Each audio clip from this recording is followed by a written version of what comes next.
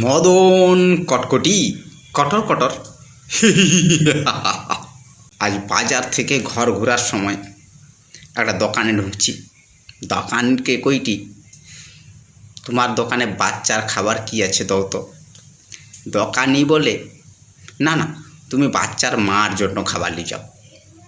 আমি তখন কইলি, না গো, বাচ্চার খাবারটাই আমার দরকার। সে তখন কয়টে, আমার দোকানে বাচ্চার খাবারই অনেক আছে, তুমি দেখো কোনটা নেব। তখন আমি চোখ চারি দেখিটি, কোনোটা আর মনে লাগেনি। মনে লাগলো একটা খাবার, সেই মদন কটকটি। তখন সেই মদন কটকটি ঘর নিয়ে আসি। মানে মদন কটকটিটা লিয়ে আইলি বহু ভাবনা চিন্তা করিয়া, কারণ এখন বর্ষাকাল, বৃষ্টি হয়টে সারাটা দিন ধরিয়া।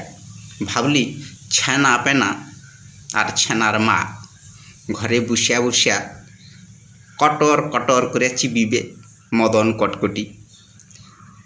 আর একটা কথা, ছোটোবেলা থেকে শুনছি এই খাবারটার নাম মদন কটকটি, কিন্তু কি কারণে এই খাবারটার নাম মদন কটকটি সেটা আমার জানা নাই।